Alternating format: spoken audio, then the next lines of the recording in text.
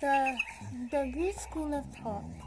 Economics at that time was part of politics and ethics. Aristotle stated that the main goal of economics is human beings and not property. Plato's idea. He was a philosopher, mathematician, and a student of Socrates. The ideal state of Plato.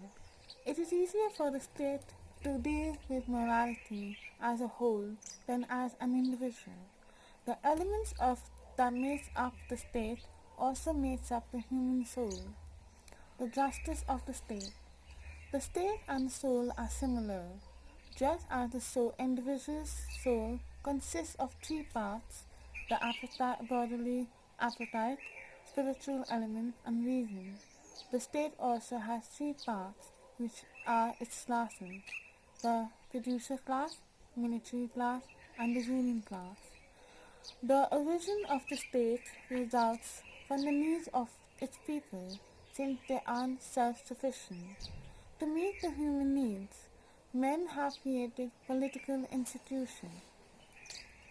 In the beginning there was one class, the producing class, which consists of farmers, weavers, merchants, and so on.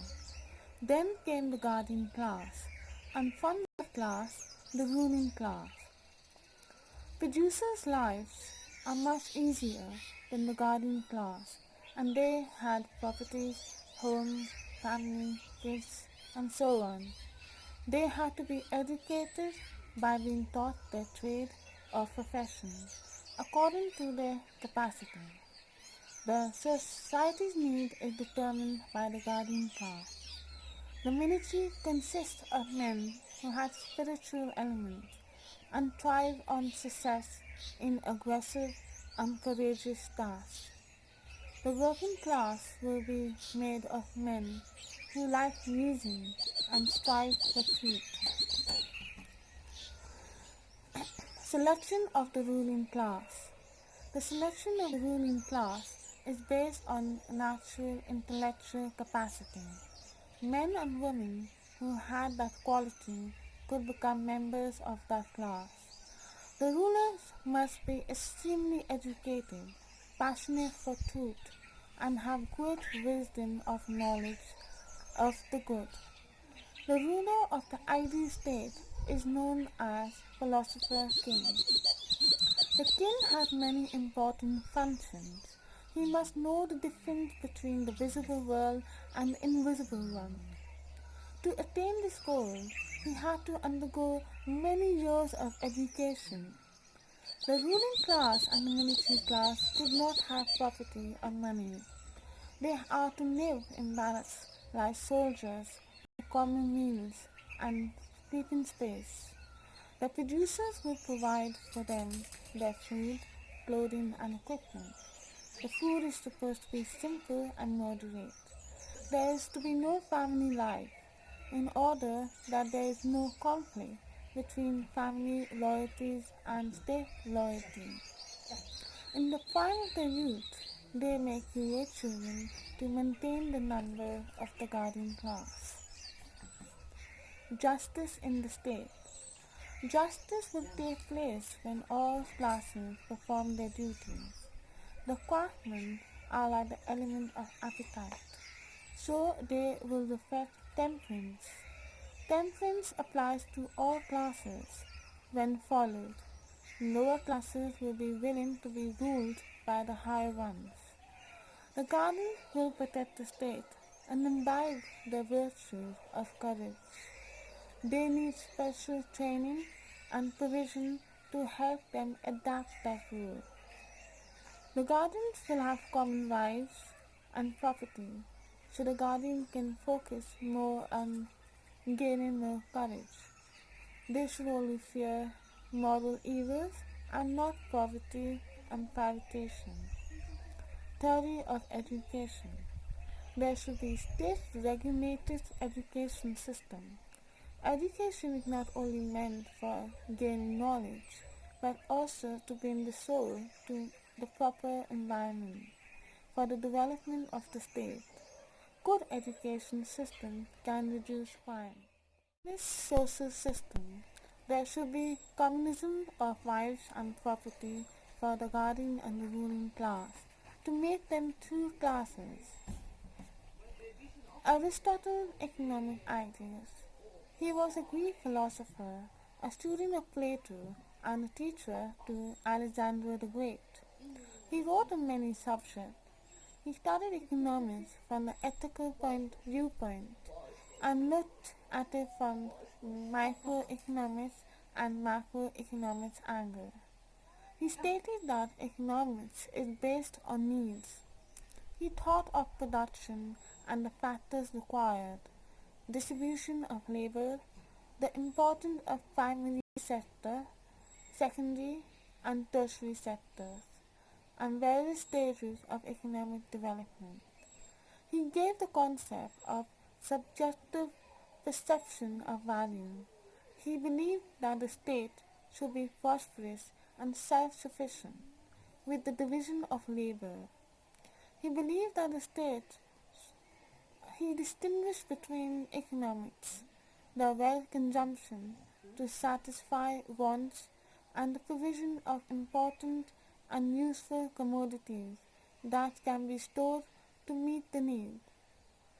Schematism and chromatistic, yes, and chromatistic, which is wealth getting, money making, and exchange. The nature of proper branch of chromatics should be a part of economics or household management. Things have two uses. One is the proper use and the other one is the improper one, or the secondary use. For example, a shirt can be worn or can be used to exchange for something else. The idea of the two uses came from the thought that there are certain consumption which is enough for the proper life, and that is why retail trade is not a natural part of money making. Natural domesticity refers to the satisfaction of proper or natural wants through primary uses.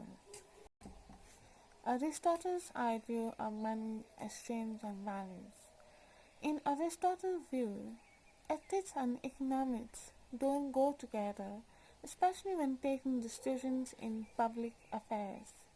He said that it was unnatural to lend money at a rate of interest, but felt that the growth of money will lead to the increase in production and exchange.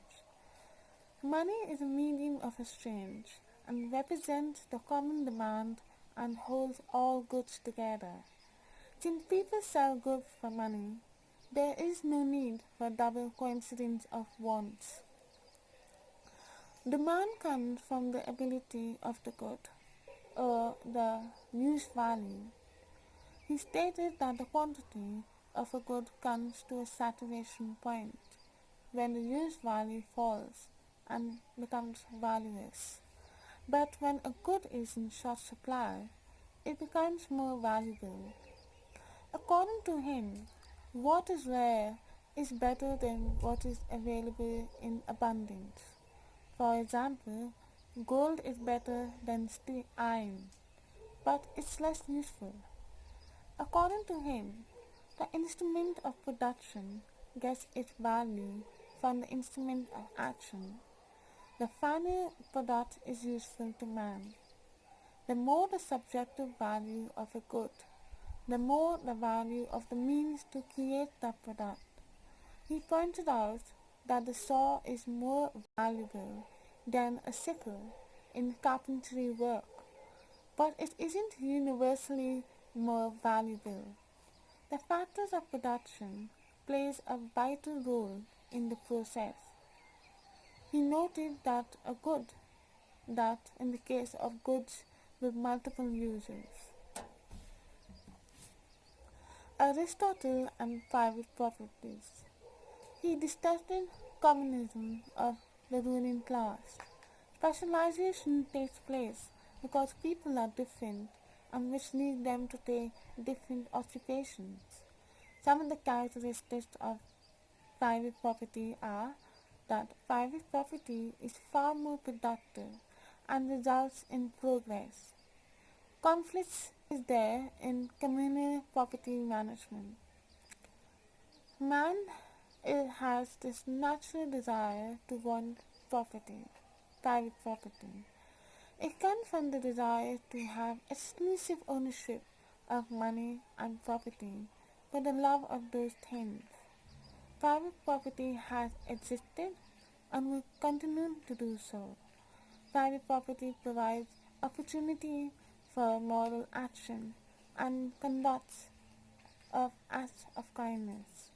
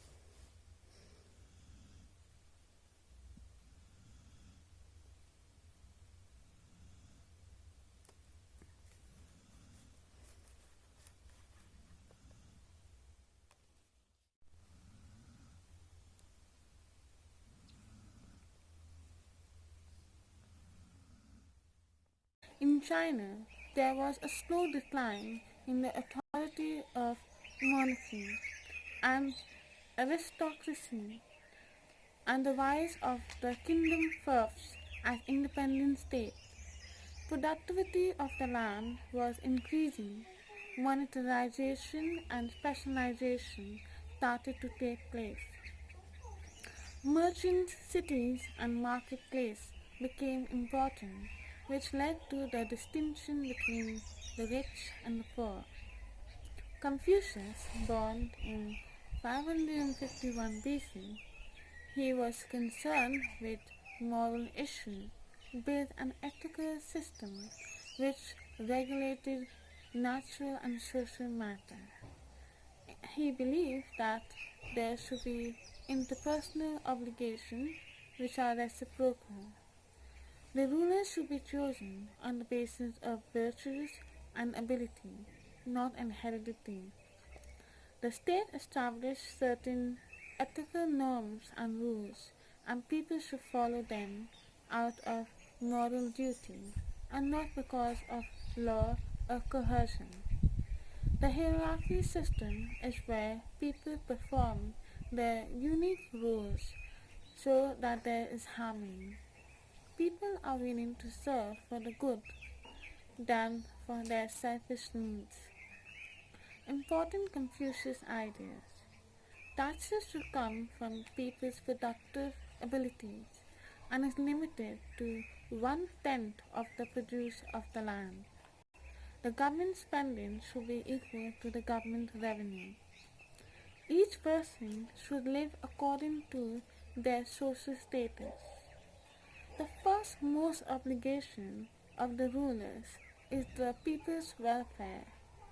The government should be non-interfering, but at the same time provide assistance to production and make the distribution of income equitable when required. Some there after his death there was a falling out among Confucius' disciples, and it broke up into two streams of thoughts, the legalists and the Maoists. The legalists, one of them is Han Tzu, the disciple of Sun Tzu. He said that people follow their self-interest, so a strict centralized control of rewards and punishment would promote social order and economic progress.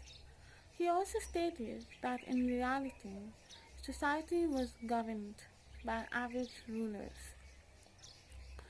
Then we have Guan Zheng.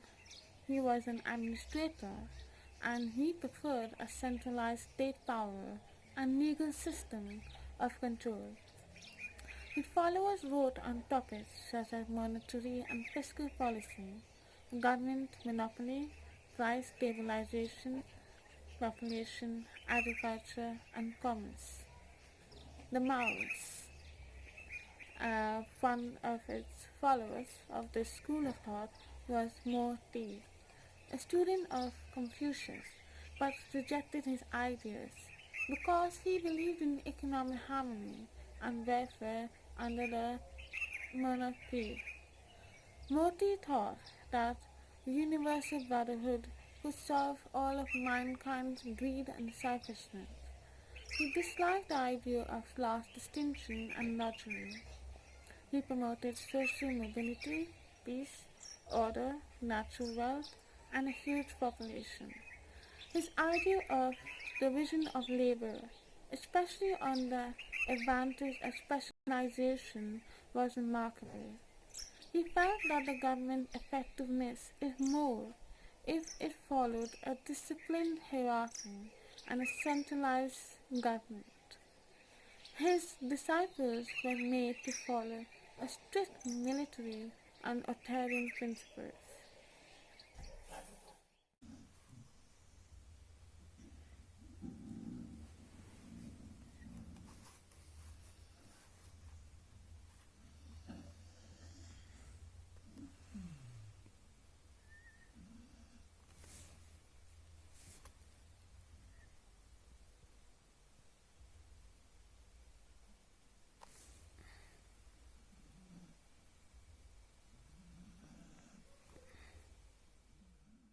Indian economic thoughts. Kautilya Chanakya, born in 350 BC of the Mauryan Empire, wrote the Arthashastra, a treatise of statecraft, economic policy, and military strategy. He was a kingmaker and the man behind the king Chandragupta Maurya. He wanted the state to promote economic welfare and fully regulate economic activity. His advice to the king was that he should start his day by getting reports on three important issues: defense, revenue, and expenditure. According to him, just as one plucks fruits from a garden as they ripen, so shall a king have the revenue collected as it becomes dues. Just as one does not collect unripened fruit, you shall avoid taking tax that is not due, because that will make the people angry and spoil the very sources of revenue. He also stated that the government should collect tax like a honeybee, which sucks just the right amount of honey from the flowers without causing any harm. He advocated tax exemption for the poor, the old, and the needy. It is more important to increase the amount of people paying tax at a lower rate than a few people paying tax at a high rate. He also suggested that import and export duties should be between 4 to 20%. There should be a balance between export and import. He stated that the tax should be collected once a year and should not cause trouble to the public. It should be collected according to the ability to pay. The revenue collector should be honest and professional. If they neglect their duty and are corrupted, it will lead to the loss of revenue. Kautilya's system of tax administration. Kosha Munda Danda, which means revenue is the backbone of administration, is written in Kautilya's Arthashastra, Part 8, Chapter 1. Some of the important taxes were customs duties, which include import tax, export tax, transactional tax for farm goods, share of the production, which includes 1/6 of the share, tax in cash, tax in kind, which include labor for military. So, Kautilya specified the term of tax clearly. He fixed a certain period of time for the payment of taxes, and what share the produce or product value should be paid as taxes. He followed progressive taxes and the ability to pay principal. The tax collector had to keep a proper record of the entire collection done in a day. There were also extra taxes for emergency situations like tax on alcohol during war or other emergencies.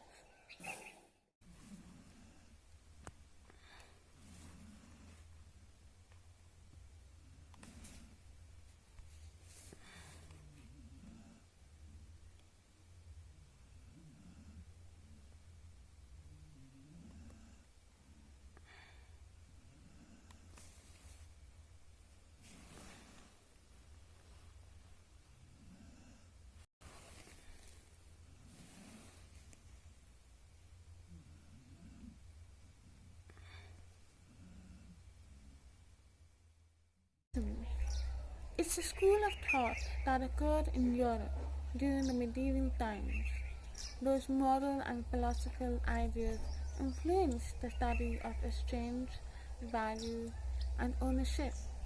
Saint Thomas Aquinas, a Sicilian-born Roman Catholic, came up with the original thoughts, though some vigorous ideas on values, price, private property, and usury. The scholastic or the schoolmen dominated the field of economic thought within the framework of philosophy till the coming of mercantilism in the 14th century. Scholasticism rose from the feudal social structure. The authority of those times were the Church, which supposedly derived its power from God, and the Pope was its head. In the feudal system, the king of the land gave power, responsibility, and land grants to his subordinates, like the nobles, barons, and the lords. The barons, in turn, would sublet the land to the landlords, with the condition that the barons had full control of the land and could establish his own law and taxes, and could whenever call all those to serve under the crown. The serfs have to look after the land, provide free labor, food, and service whenever it was required. The relationship between the lord and the serf was set by custom, tradition, and authority. The relationship made the scholastics meant to study the moral and ethical implications when two or more parties carried out an exchange or contract. Economic thoughts of Saint Thomas Aquinas. Saint Thomas Aquinas, an Italian priest, a medieval philosopher and theologian, was influenced by scholasticism and Aristotle, and he synthesized these two ideas. His most famous work is Summa Theologica. He derived the natural law as ethics, derived from the observation of the fundamental norms of human nature. These norms are the will of God for creation, and lawful act goes against God's design. for a particular part of his creation. Economic transaction is human effort to get material provided by nature to attain some ends. Private property is good because it fulfills the man's inherent desire for order. The state has the authority to ensure that a legal framework is in place for commercial life, like prohibiting theft, force, and fraud. Civil law is to reflect the natural law. The private property is a good guarantee of a harmless and orderly society as it provides maximum incentives for the responsible stewardship of property. He felt that trade is not bad, and the moral good is dependent on the motives and conduct of traders. Since there is a risk associated with the transportation of goods from where they are found in plenty to places where they are in short supply, the merchant deserves the profit, but he must use it for some good end on exchange and balance. The problem of exchange was important in the barter system. Measures of exchange of heterogeneous goods is impossible without giving some value to every good. Exchange can take place between two identical goods in the same quantity, but that's useless. So the value needs to be established for the goods to be for the exchange to be fair to the seller and the buyers. This is the ethical aspect of pricing. Unusually, it is the charges of excessive interest on loans, but in the scholastic time, usually is any charge of interest. The loan was treated as a good, and not as a form of creating wealth. Aristotle and Aquinas were against taking interest on loans because it was unjust and in conflict with the natural laws.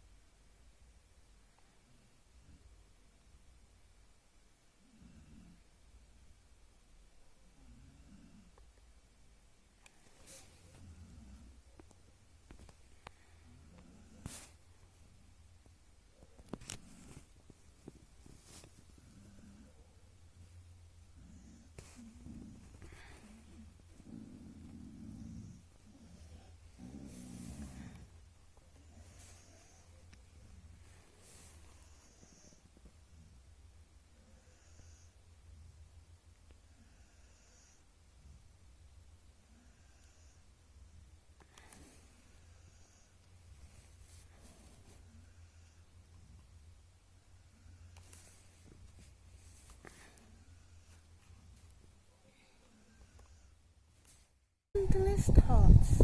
Mercantilism is a system that prevailed in Europe between the 16th and 18th century. The thought that thinkers of those times were administrators, merchants, and businessmen. They had certain characteristics in their ideas, and therefore they were grouped together as mercantilists. Factors that gave rise to the system. The economic factor. By the end of the 15th century, domestic economy gave place to exchange economy. Agriculture became less important and industry took precedence. Trade started to change the social economic institution of the Middle Ages.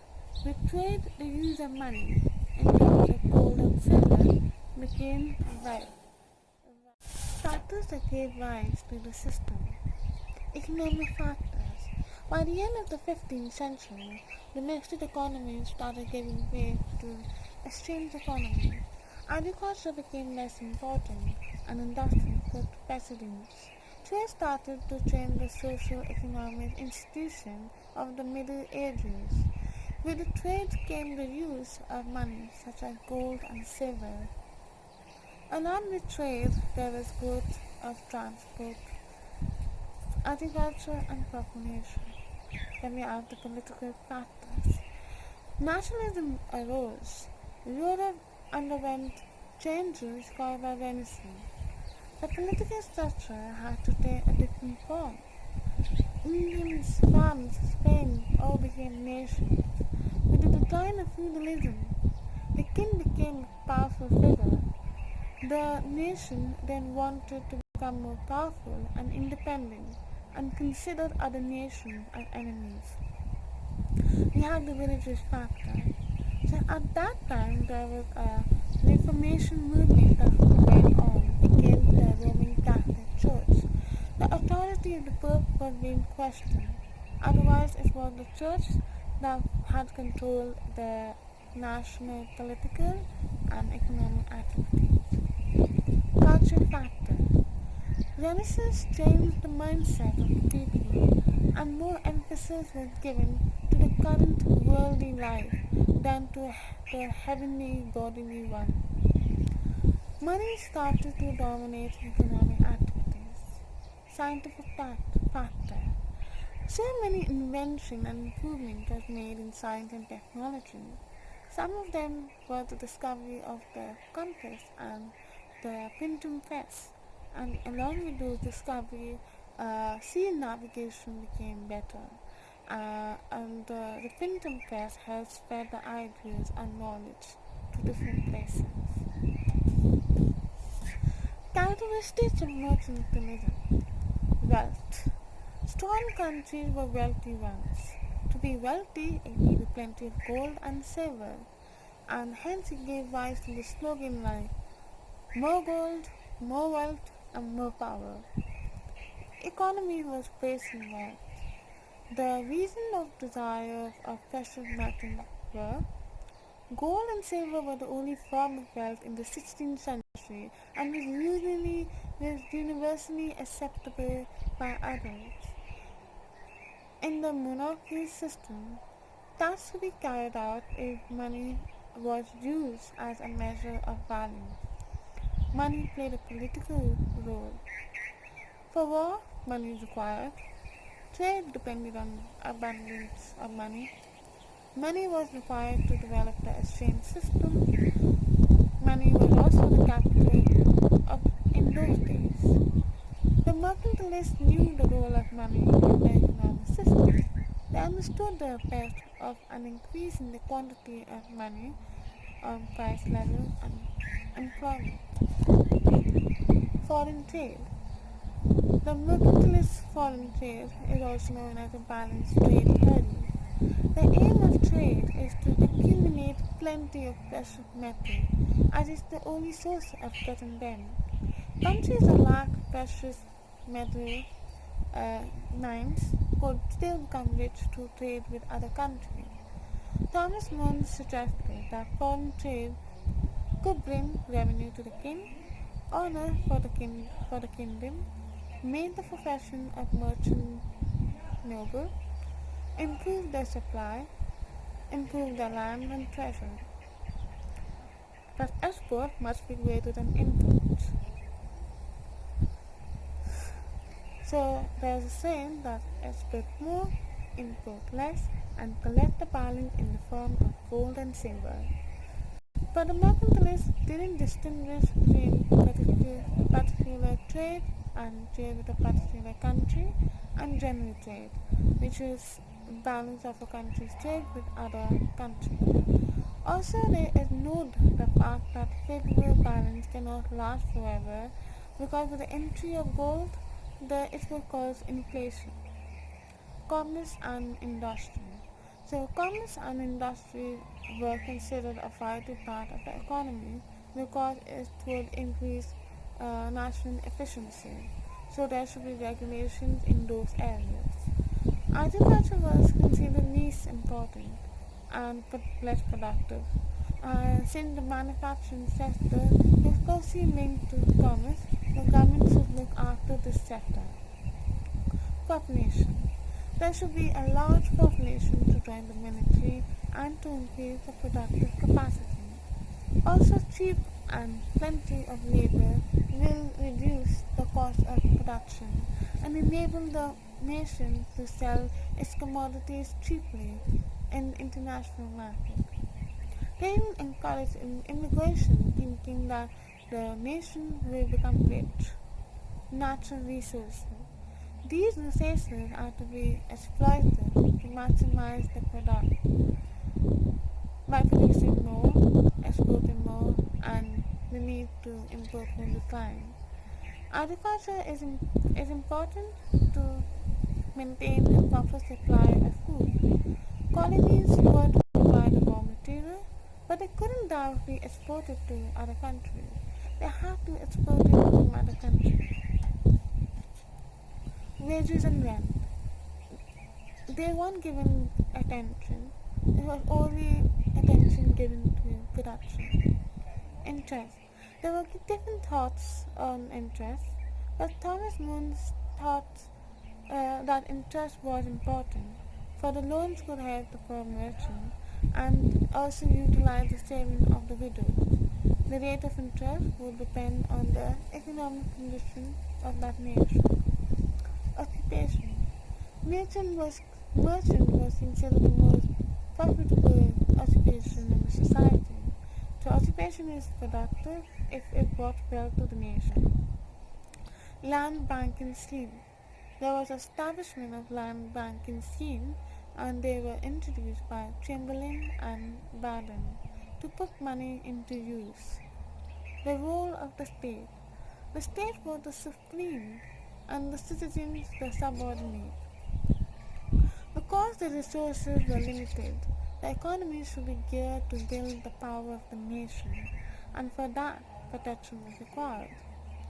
Acts were being passed to promote export and develop industry, and protection was given to the industry that helped the nation attain favorable trade balance. Commercial regulation.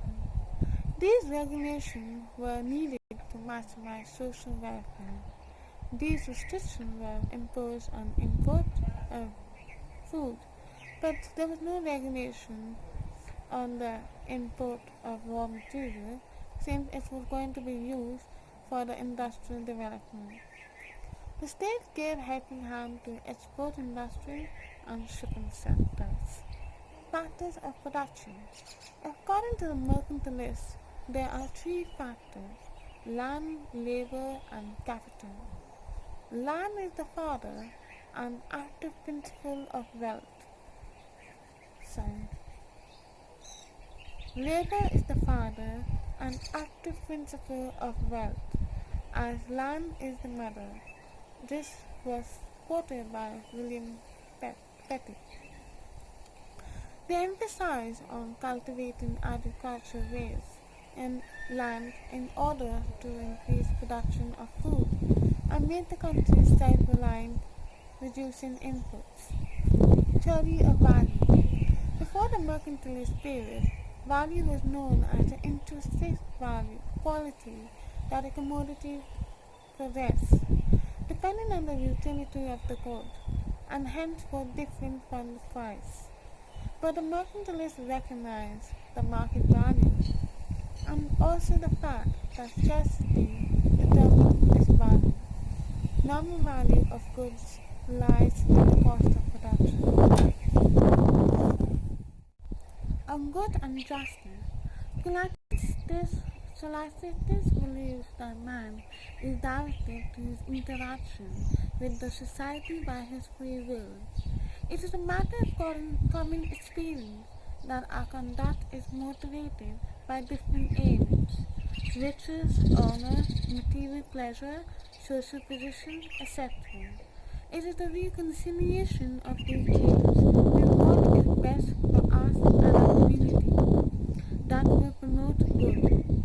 For example, servitude or slavery is good for the man who has authority over others, and might be good for the servant if there is a lack of any other form of existence. But private utility of another is unjust and denies the respect and the will of others. St. Thomas, as well as was well aware of the humiliation inflicted on man by what Maths called it as alienation of work for the profit of another. But St. Thomas calls it servitude.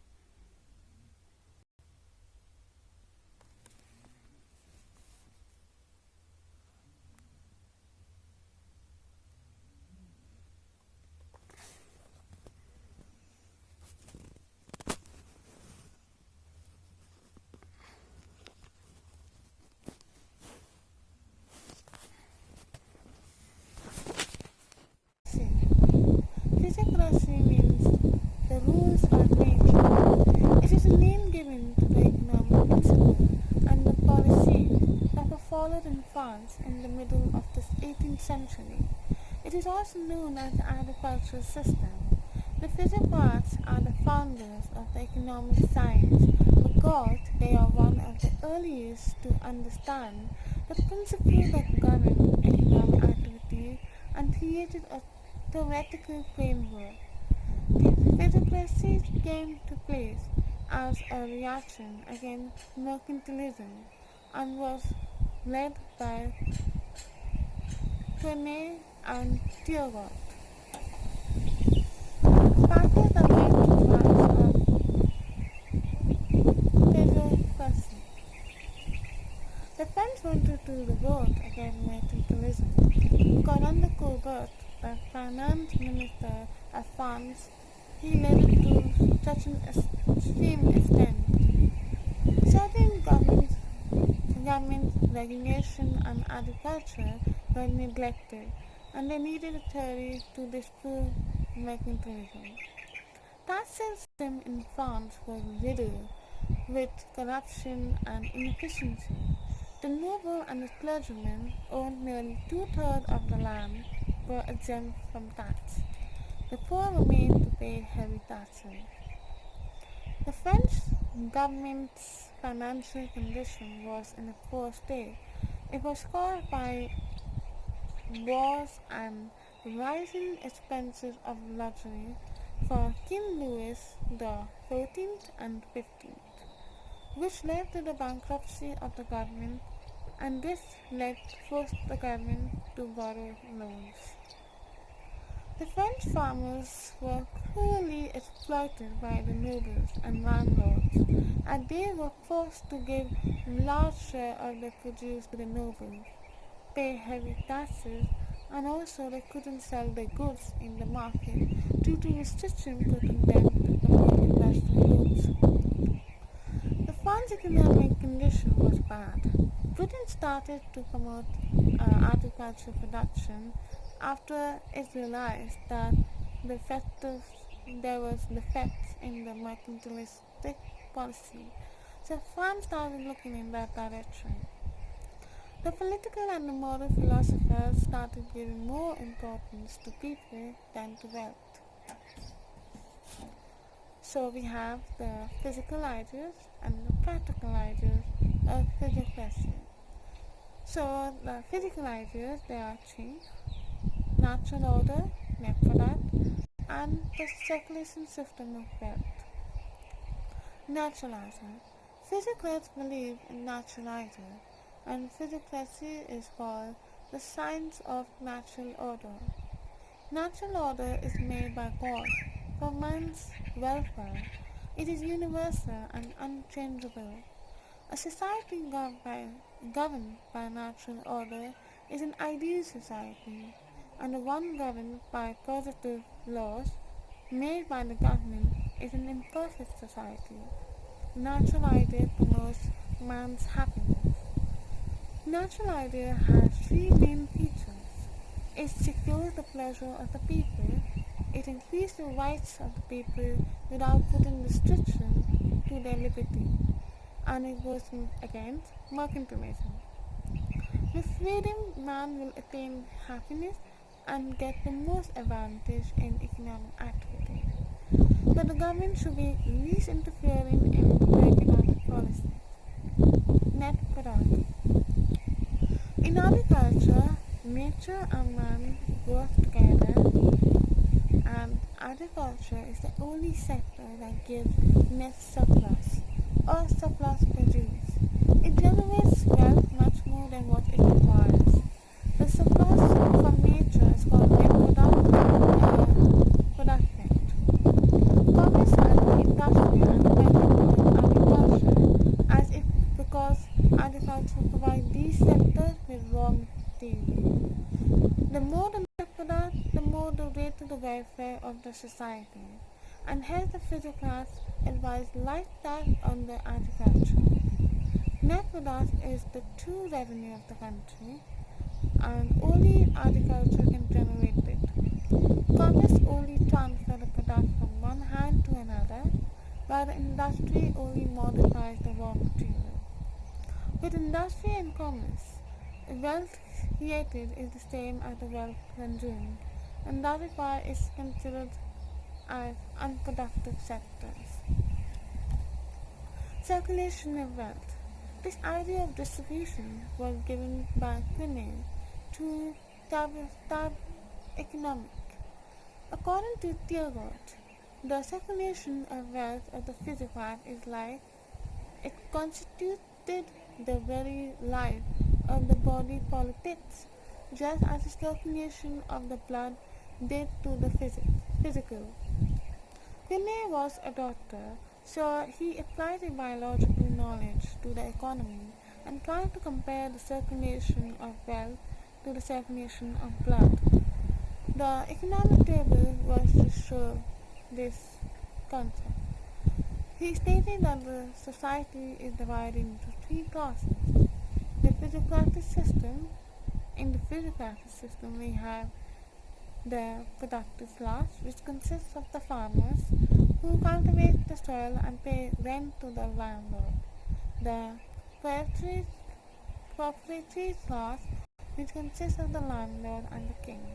And the sterilized class, or the unproductive one, includes people in professions that are non-agricultural, like doctors, artisans, so on. This sterilized class isn't useless, but unproductive because it doesn't need any net product. Out of the three classes, farmers are the productive one because soil generates wealth. All the wealth is produced by the productive class. The sterile class produces no surplus. The table is based on the social structure where the landlord owns the land, where the farmers cultivate it. The net surplus produced by the farmers are used by the sterile and property class. The table assumes that there is constant price of goods and the harvest is 100%. And also, the productive and the unproductive class have equal expenses. Now we come to the practical idea of physiocrats. Interest. Physiocrats differentiated between money and capital. Capital comes from saving, so there should be interest on capital. It is okay to have interest charged for loans used for agriculture, and these loans are productive. Population. A large population is good as it increases consumption and leads to the generation of more production and wealth. Taxation. Since land produces surplus, it should be taxed, and a single tax system should be on agriculture. Private property. Private property is important, and the landlords are entitled to enjoy two-fifths of the surplus because they are in charge of making the land cultivable, and the landlord has to provide the farmers the funds for cultivation. The landlord must get the reward, or they will not want the land to be cultivated. At the same time, the landlord are responsible for bringing new land under cultivation, helping and protecting the farmers. Trade. Industries and commerce are unproductive. Foreign trade doesn't generate wealth, and if some even thought that foreign trade is evil, but others did agree that the country should trade to get goods that it cannot produce and sell goods that are available in plenty. The functions of the state are to maintain the national order, protect the private property, to spread education in the national order, to take up public work, and to remove international barriers. Thank you for watching.